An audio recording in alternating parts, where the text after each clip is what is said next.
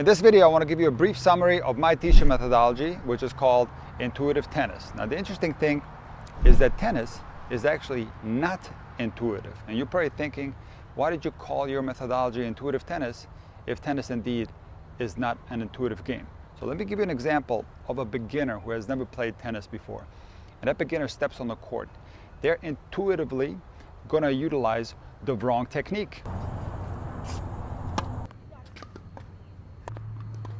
Now, why would that be the case? Because the beginner that steps on a court would intuitively have stroke mechanics, footwork, and timing that's going to give them the best chance to make contact with the ball, which is very much going to be an intuitive process, but unfortunately, it's going to be fundamentally wrong. So let me give you an example. So as far as stroke mechanics are concerned, a beginner will usually associate the string bed going towards the ball as their best chance to make contact with it. So a serve will often look like this, very shallow toss, and then the strings approaching the ball, because this is going to give the beginner the highest chance of making contact with the ball. It's not going to make a lot of sense to a beginner to have the racket loop in the back, come out on edge, and then pronate into the contact. The likelihood of this happening naturally, or in other words, intuitively, is very low. So how does one become an intuitive tennis player? Well, it's going to be crucial that a player learns the fundamentals regarding stroke mechanics, timing, and footwork. And let's talk about stroke mechanics. What will happen is that the fundamentals are going to have to be developed. And now it's super important that a player does repetitions. In other words, the muscle memory has to be built. And something fascinating will start to happen. As the player is learning the fundamentals and getting their reps in, they will slowly gain confidence in their strokes, and it will start to accelerate them faster and faster.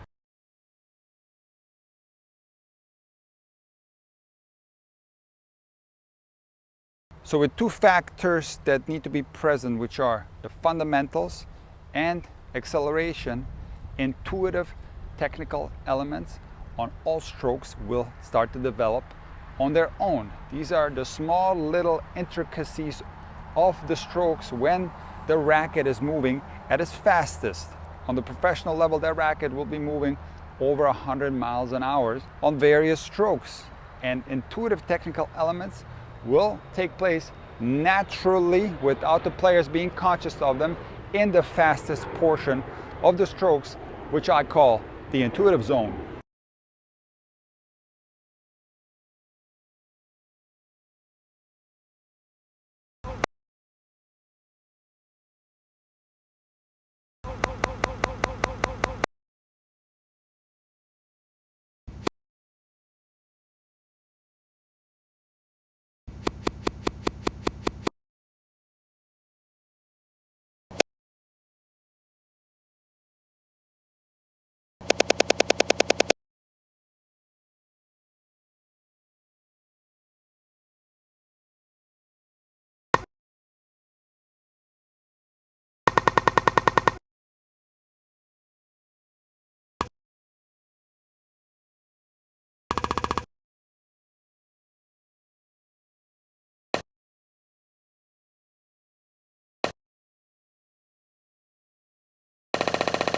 Now, some people are of the belief that you have to learn these intuitive technical elements of the strokes, and one example is the pronation into the contact on the serve or the lag on the forehand. There's many other examples of intuitive technical elements that are taking place in the fastest portions of the strokes. But the fact is that these things will be developed on their own. And having talked to many high-level players, having talked to a lot of professional level players, what you will often find is that players of that caliber are completely unaware what happens to their strokes when they're accelerated to the fastest.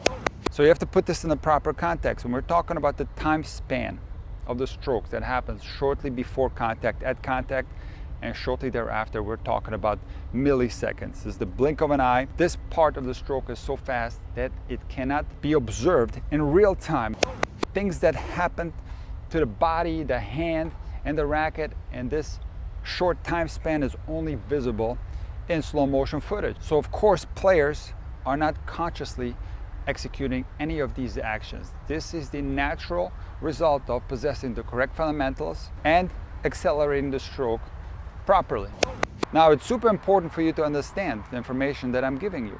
because some of you might be trying to manufacture certain movements at the conscious level when the stroke is accelerated at its fastest, and this is humanly impossible to do. So if you try to adjust things at the conscious level when the stroke is accelerated at its fastest, you are forced to abruptly shorten the stroke and slow it down severely so that you can actually consciously adjust things inside your stroke. Now you're gonna have to put this into the proper context of the game of tennis. When we're talking about timing, footwork, stroke mechanics, the game of tennis by design has to be played intuitively because there's not a lot of time there to have these conscious thoughts.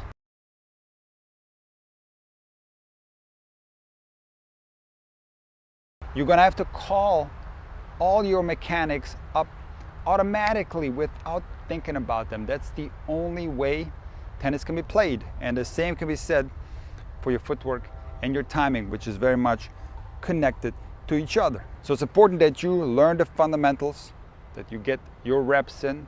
What will happen once you start practicing a lot is that you will slowly start building confidence in your strokes, and you will start accelerating your strokes faster and faster.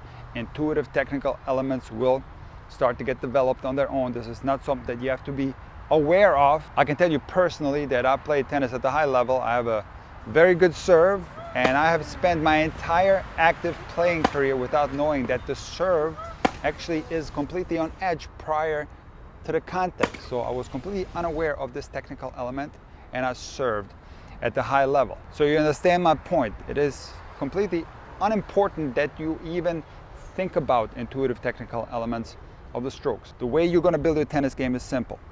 Learn the fundamentals, get the reps in, build confidence, and start accelerating faster and faster.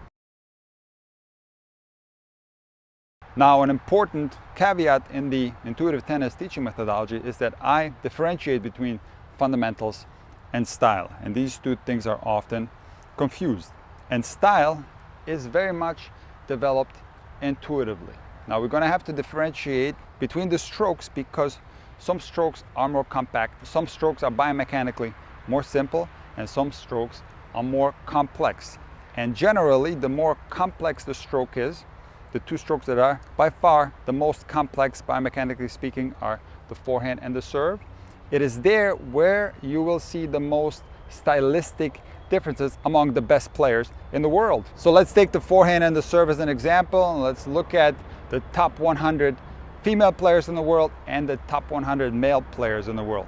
What you will see is that all the players have different styles on their serve and their forehand. Now, how can that be possible? Well, it is only possible if style is developed intuitively. If it was not, then everybody would play with the exact same style. Now, I will say that when you're building your game, there's going to be some room for experimentation when we're talking about different strokes. Some strokes will leave you less space to experiment with different styles, while some strokes will give you a little bit more room to try some different stylistic elements.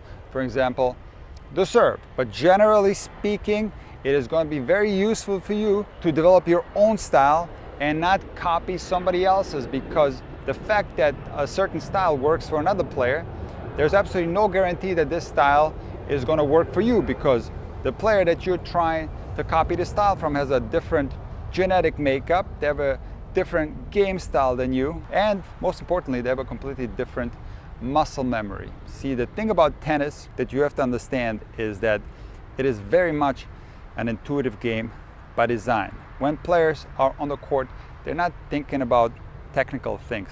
Everything is called off automatically. Now, how can this be possible? Well, it is only possible by getting enough repetitions in. I'm going to repeat it again. You're going to have to learn the fundamentals, and most importantly, you will have to get your reps in. You will have to get your 10,000 hours of repetitions in. Now, what will happen naturally is that the more you repeat the fundamentals, the more ingrained this movement will become, so that you can call it off automatically without any conscious thought. You got to remember that this is the only way that tennis can be played. If you are of the belief that you can step on a match court and have conscious thoughts about what foot you're going to set on the court, or how you're going to take your racket back, or that you can look down and change the grip and find the correct angle of the racket face as your racket is going back. There's absolutely no time for that.